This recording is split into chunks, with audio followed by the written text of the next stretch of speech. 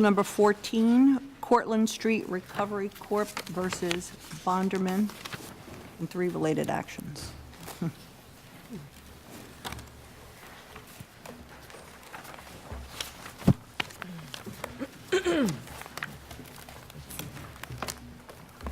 Thank you, sir.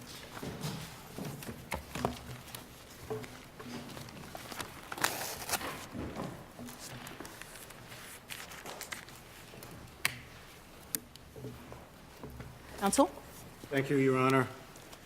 May it please the Court, I'm Robert Fischler. I represent the Apex appellants, and with the Court's permission, I will address the standing issue, and Mr. O'Connor will address the alter ego issue. Your Honor, may I reserve 1 minute for rebuttal? You may, sir. Your Honors, this Court should reverse the decision below and hold that Section 6.03, the so-called remedies clause of the indenture, does not confer standing on the trustee to assert the third-party claims at issue in this case. Go What's right the to the purpose of the language. litigation? I'm sorry. Go ahead, Judge No, O'Hara. no, No, please. please. What's the purpose of this litigation? The primary claims, Your Honor, are for fraudulent conveyance. Yes, but to what end is that?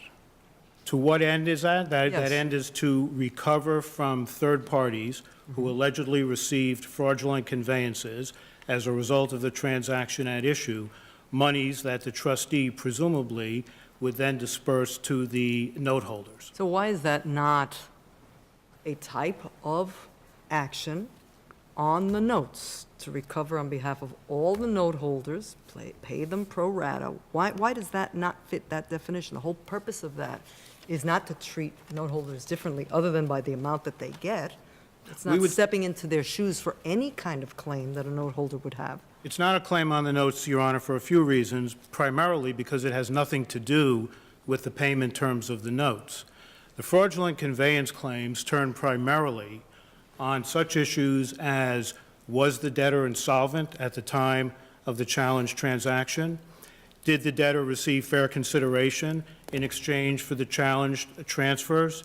Those types of issues that have nothing to do with the payment terms of the notes. Remember that the remedies clause says explicitly that the trustee is authorized only to sue to, quote, collect the payment of principal, premium, and interest on the notes.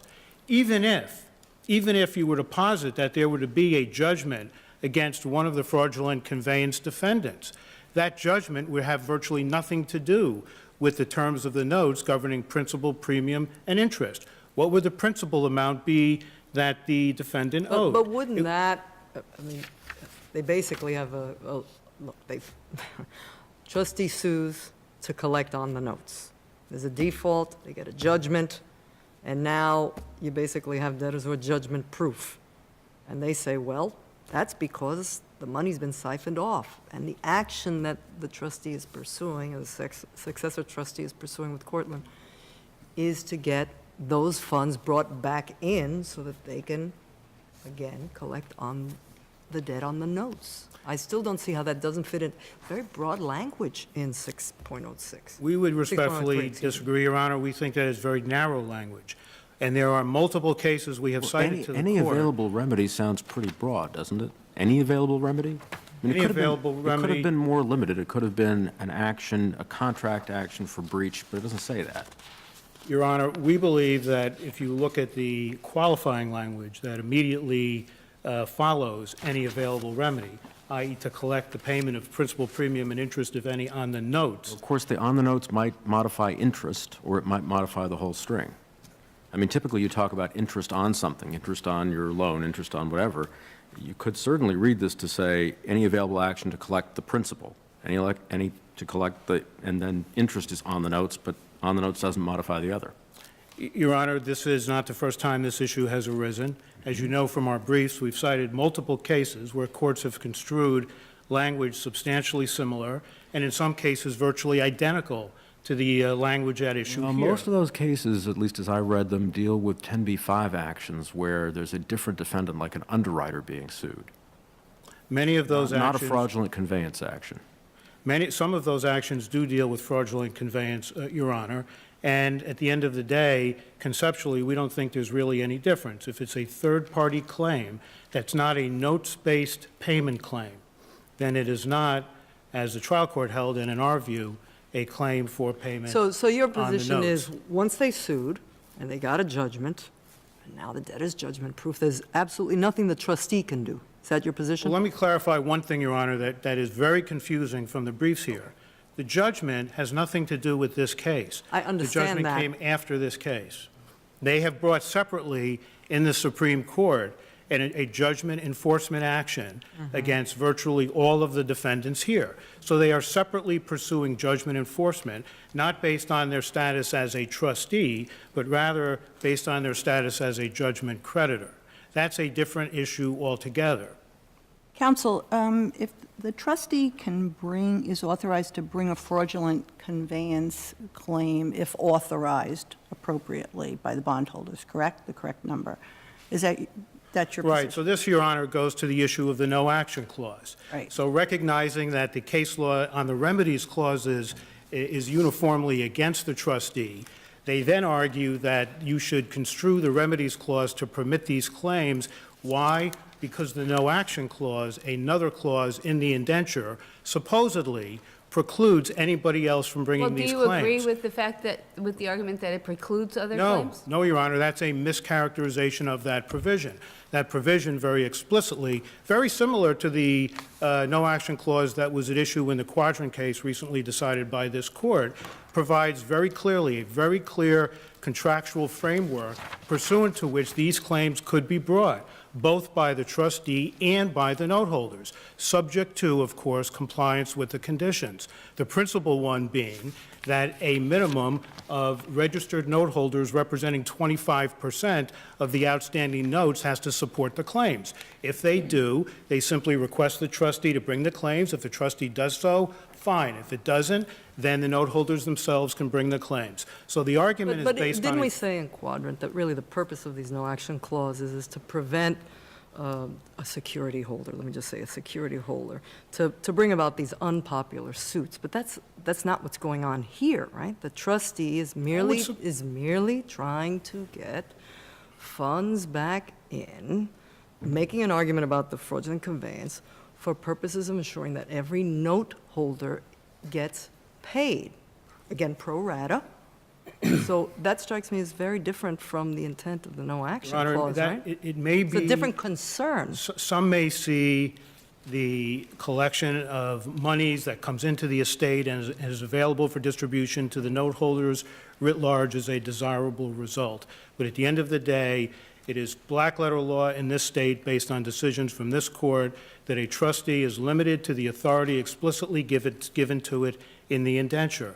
The no-action clause, you're right, essentially is for the purpose of restricting minority shareholders from bringing unpopular claims. And you say this isn't one. I say it is an unpopular claim, because if it were popular, where is the 25% threshold?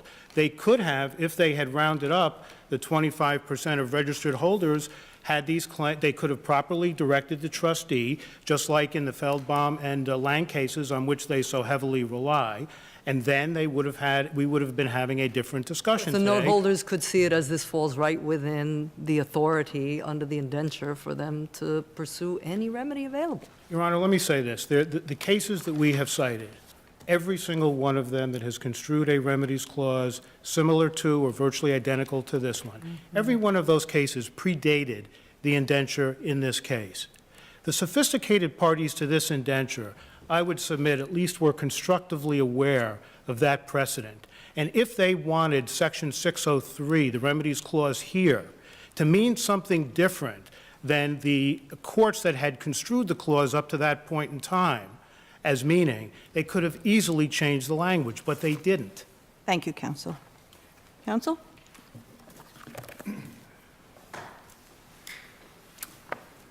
Thank you. May it please the Court, my name is Paul O'Connor on behalf of the TPG-related respondents.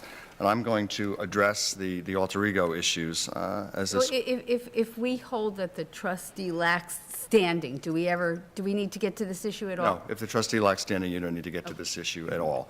And I think that what Justice Friedman said in her opinion was that even if there was standing, and she had found that there was not standing, that there was, alter ego had been inadequately pled, and in any event, it was duplicative of the fraudulent conveyance claim and was therefore barred for those reasons as well.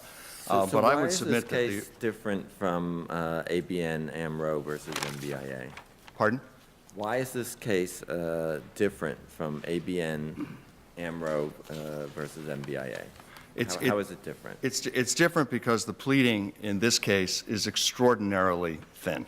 If you take a look at the complaint, we're looking at 2 pages of one cause of action in which they basically cite the elements of an alter ego cause of action and essentially then lump 24 appellants together as the private equity defendants, and then say that the private equity defendants dominated and controlled Hellas. That's it. But to assess whether or not they've met the liberal pleading standard, you're not just going to look at the paragraphs in the cause of action, right? You're also going to look at the factual assertions, and they've made numerous factual assertions about the scheme and the looting and the dominance and the intent of taking out this money for the benefit of Apex and the individual defendants, right? Sure, we'll look at the entire complaint, but if you look at the entire complaint, most of what they're talking about relating to alter ego is on those 2 pages in the cause of action. And if you look at the factual section, you'll see it's no more specific. I mean, it's just words, it's just descriptions. What else would they have had to have said to meet the threshold for the liberal pleading on this particular type of What claim? they would have to say is they would have to go to the 24 different appellants here. And it's very important to understand you've got 24 appellants, individuals, TPG-related entities, Apex-related entities. Some of those entities and individuals have some connection with some of the Hellas entities, not these particular Hellas entities. Others have absolutely no connection at all.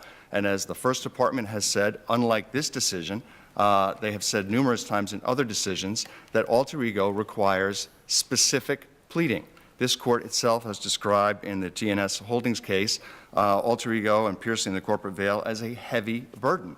The courts of this state have recognized the importance of limited liability corporations. And what this does, what the appellate division's decision says... Let's say they did make out allegations that establish complete domination. Does that get them through? No. Domination and control is simply one element of an alter ego cause of action. So what's missing? What's in missing addition to are that? specific allegations of wrongdoing. You not only have to dominate and control, you then have to use that domination and control in order to effect a wrongdoing. And again, the pleading in this case is simply that there was domination, there was control, and it was used to effectuate a wrongdoing. Yeah, but don't they say it's to bleed the companies dry so that they're insolvent and then they can't pay? Well, that's what they say, bleed the company, but they don't indicate how any of the 24 appellants that are at issue in this case bled the company dry and led to its Do they have to downfall. say how each the individual defendants, what each of them did? I mean, yes, Your Honor. I mean, these are 24 different appellants. Some What if you're individuals. saying that all 24 did the very same things? Well- They all got together and they made this plan and this is what was going to happen and these conveyances and so on and so forth. Why isn't that enough? Because if all 24 of these appellants were similarly situated, and they cite to a case where they're talking about the senior lenders, all of whom were the senior lenders and were defined as the senior lenders, and in that case it was found to be sufficient. But that's because all 11 in that case were exactly similarly situated. That's not the case here. We have 24 different appellants, and they are spread again. Some are entities, some are individuals. Some are related to TPG, some are related to Apex. Some of them had some minor connection with some of the Hellas entities, not the ones in this case. Some of them had nothing to do with it at all. Some of them were here in the U.S., some were in London. Again, this is a Luxembourg-related transaction. There's also an equitable aspect to this, and I think it's important to get to. The light's on, but if I just... Your light went on, so let me ask you this question. Sure. On the duplicative, I'm a little unclear on what's the standard to determine whether or not it's duplicative of the first. The standard. Or the other claim. It's the underlying relief that's being sought. I mean, what they're basically arguing in the fraudulent conveyance claim is a return of some monies. And I think that when you're taking a look at that, that's what she was saying there.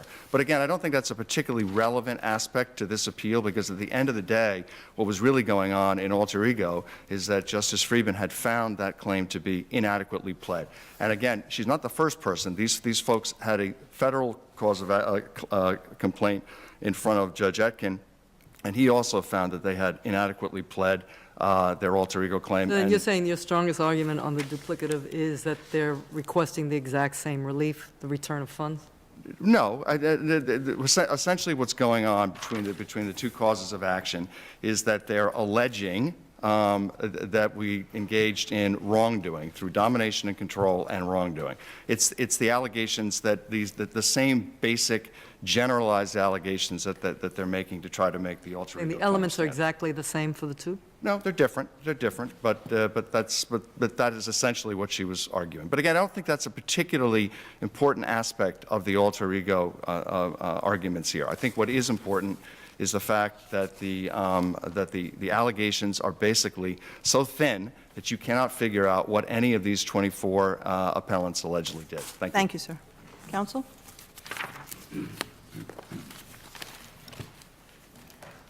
May it please the Court, Mark Zauderer for the respondent. To the extent my time permits, I'm going to address each and every point that's been made. But I'd just like to begin to respond to a question that Judge Stein asked. If you were to decide, and we suggest you should not, of course, that's our position, that the trustee did not have standing, that would not dispose of the other claim. And I'd like to explain that. There are two claims here. One is fraudulent conveyance, but the other is the alter ego claim. The theory of an alter ego claim is that because of the control and the other factors which I'm going to discuss, the third party, the people who are the transferees, are regarded at law as one and the same. You collapse them into the party, in this case, the company, so that if I understand the nature of the claim, but I thought that the alter ego theory was Right. not itself a separate cause of action. We agree. Okay, all right, so. Doesn't need to be. Right, so it's a theory as to why you're entitled to the relief on the fraudulent conveyances claim, isn't that? It's not. Against these defendants. Well, to take it further, isn't it really your attempt to assert jurisdiction over the theoretical owners or the party the persons exercising dominance over the actual parties in the case? That's correct. And it's not And that's dependent what on Judge Stein was getting. I'm sorry, Your Honor. That's what Judge Stein is getting at, I believe. Yes, but it's not dependent on the fraudulent conveyance claim. It's a claim against the principal debtor, in effect, that because they are one and the same, the person who is controlling is liable to the extent that the principal debtor is. That's the theory of alter ego. But so as applied to this case, if I understand your argument correctly, Yes. what you're saying is if we were to rule in your favor on the alter ego claim, the defendant here would essentially all be collapsed into the company, and there's no dispute that the indenture would allow you to sue on the notes for recovery of the principal, and that's the claim you could bring. Precisely. Okay. Precisely. Let me address the note issue. So can I just ask, what's the difference then, the way these two would proceed? I already heard what you said on the alter ego. What happens on that other fraudulent conveyance claim? The fraudulent conveyance claim is you have to establish the elements of a fraudulent conveyance. The alter ego claim, you need simply establish that the elements of alter ego are there, and then the law collapses the two into one. The party that is controlling is found to be, as was suggested by Judge Wilson, the equivalent to the party of the principal obligor, who is the transferor, in effect. You basically collapse the transferor and the transferee under that theory. Yes, yes, you're trying to get them to pay for the company that's insolvent. Correct. So on the fraudulent conveyance, though, let's say you're successful in that all the way. Let's just Different go with theory. that hypothetical for one moment. You actually Sorry.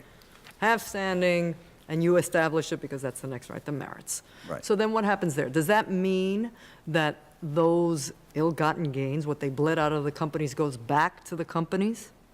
Yes. And then what? Ultimately to the note holders. Yes, but I'm saying, do you have to then take some other step? And is that also what's different? You're saying under the alter ego, you don't have to take another step?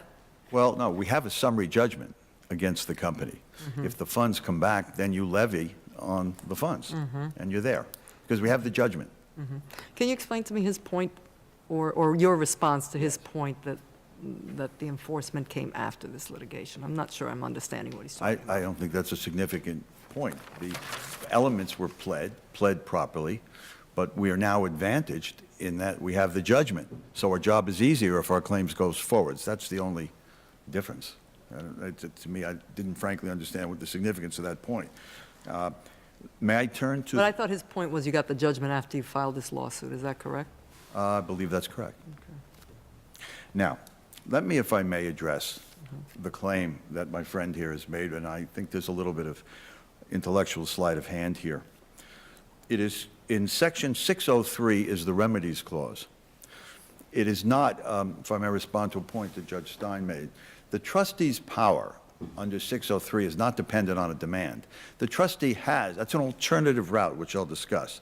The trustee's power arises under 6.03. I think we agree on that.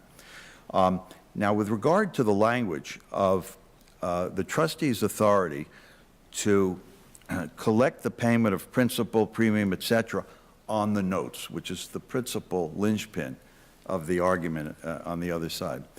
You know, when we collect on notes, we're not physically collecting the note. We're not taking possession of the note. We're collecting on the money that's owed under the notes. But I guess the question is how you interpret that language. Are you talking about collecting pursuant to the terms of the notes, the indentures on the notes? Right. And all the things that surround the notes themselves, rather than some other legal theory? And I would answer this question with the observation that the words that immediately precede the words that I just called your attention to are the words any available remedy. And those go tongue and groove with the concept that I'm addressing of collecting the payment of principal, premium, and interest on the notes. And it's a sophistry. Circular to me. Well, you know, let me say, I think it's clear that this is what the language says in common parlance. But I would observe that. What about the fact that other courts have interpreted it very differently? The argument your adversary made, and that these very sophisticated parties certainly were aware of that, right, and if that was not their intention, would have drafted it differently. I respectfully disagree. They have miscited the cases, and I'll explain why. Okay? There's a difference between fraud in the inducement, which their cases are typical, and a case for fraudulent transfer. The latter is a claim common to all the bondholders. That's the one we're talking about here, and is subject to enforcement by the trustee. All of the cases they cited, I can name them, I don't have time to go through them: Regions Bank, Continental Bank, v. Colin, Central Bank of Denver, Premier Bank versus Tierney, In re Washington Power Supply. All of those cases are where the claim is distinguishable because it was an individual claim. For example, many of them are fraudulent inducement claims. Okay? Fraudulent inducement claim brings to the fore individual issues. What did I read? Did I rely on the prospectus? Was there causation? And those are the claims that are not brought by the trustee. They're cited against us, but they're distinguishable because they did not involve a fraudulent conveyance claim. They were fraud in the inducement claims, and all they have in common is the root fraud, but they're entirely different. And when you think about and review those cases, you'll see that I correctly described them, and they're entirely... Is there also a distinction based on whether the plaintiff is a purchaser or a creditor? Yes. There are purchaser and seller issues in those claims. Some of them are securities claims. These are the claims in those cases, and what the courts say is, look, this is what the no action clause, this is what the no action clause is about. Those are individual claims. These are not common claims. What you can't do is bring claims that are common to everybody, which are the claims such as to collect on the notes, whether it's from the principal obligor, the guarantor, or the fraudulent transferees. And what is the concern that's addressed by that distinction? The concern is that the policy and the literature supports this. I mean, we agree on the same literature, is in the structure of a bond offering, we don't want individual people bringing claims, except their own claims. We don't want them bringing claims that step on the toes of the champion, the representative of everybody, who is the trustee. And that is the no action clause. And I'd like to turn to the no action clause and what I think puts the nail in the coffin, I suggest to you, of their argument. We've made the point here that under 603, the trustee has this power that we're talking about. They've talked about 606, which provides as to the so-called non-contractual claims. That's what we agree we're talking about. They say, look, there is a remedy. If you deny us, the trustee, the right to bring it, there's an alternative remedy. They say, well, 25% of the interests of the notes can request a trustee to pursue the remedy. That's one of the conditions, condition number 2. There is a logical flaw in that, because to have a provision which says that they can request a trustee to act presumes that the trustee has the power to act. So your argument is in the common law claims, if either he has the ability to act or he doesn't, and that the minority shareholders or the minority group of bondholders can only force him to act where he has the authority to act. Precisely. Okay. Precisely. May I turn to the alter ego claim, if I may? You only see briefed this control and domination point, because that's the point they raised. But if you go to the complaint, every element of an alter ego claim is factually supported. The only group allegation relates to what they, in their offering memorandum, described as a consortium. We used essentially the same concept they used. They described this group of entities as a consortium.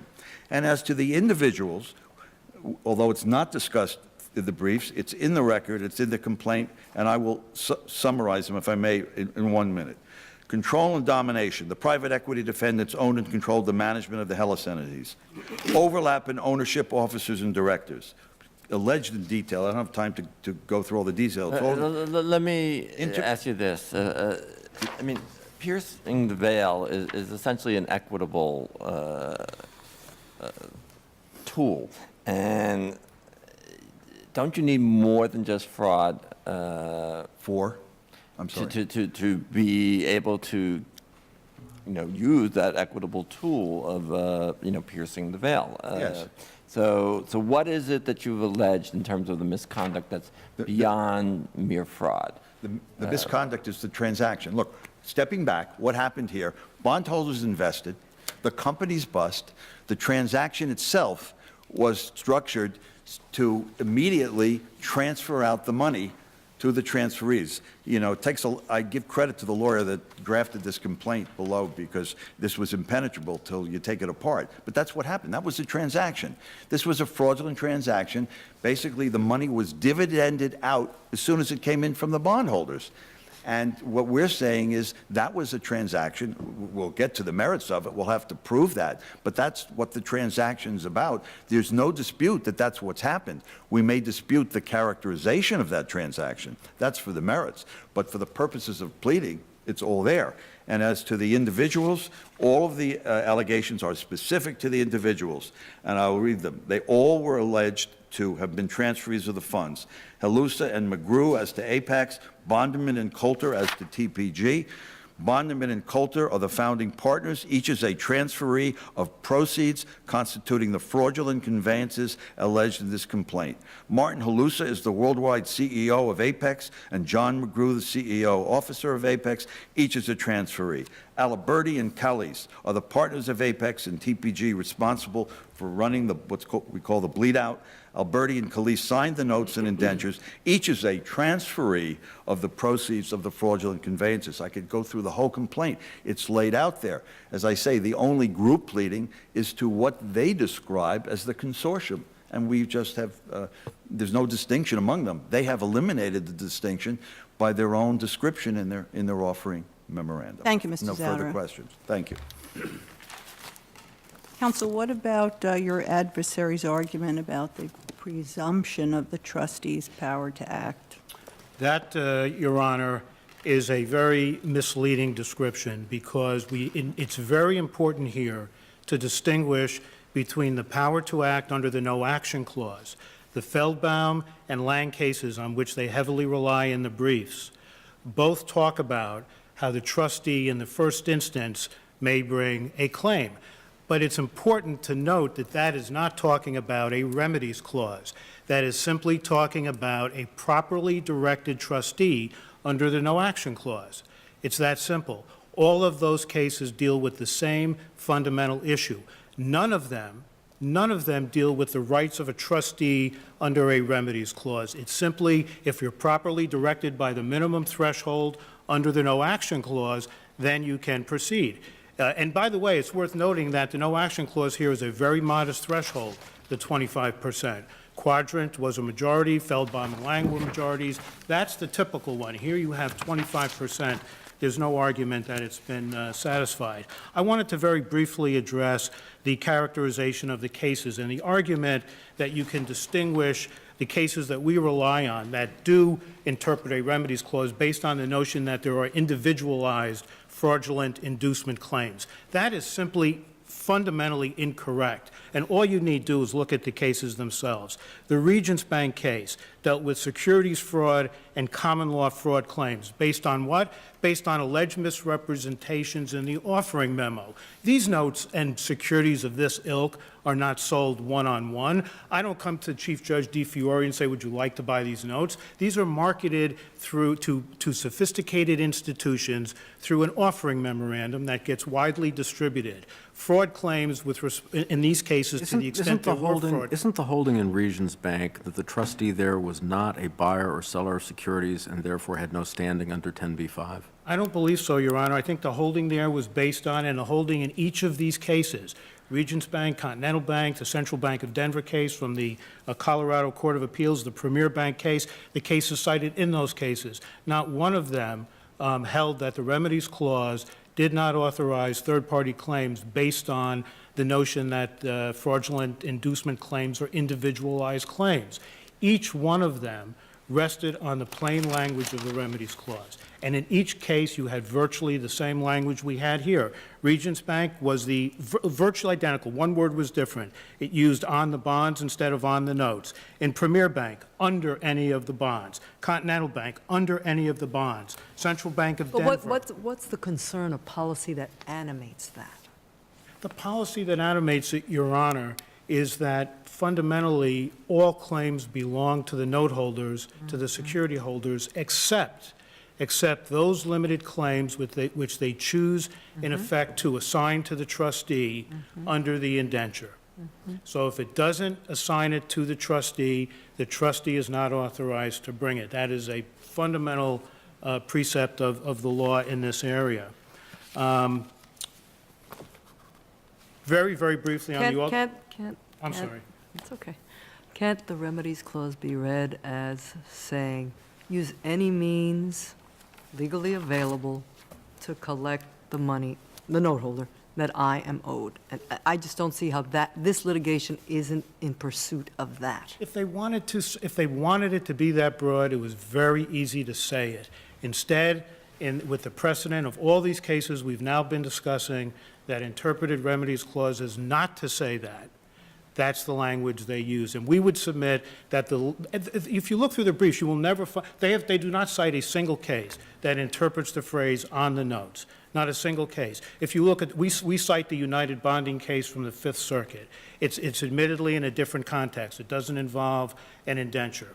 But it for purposes of subject matter jurisdiction, interprets the phrase on the notes. The interpretation, I apologize, I don't have it handy at the moment. It is precisely the same interpretation that we ascribe to it and that all these other cases we have relied on ascribe to it. Thank you, counsel. Thank you, Your Honors.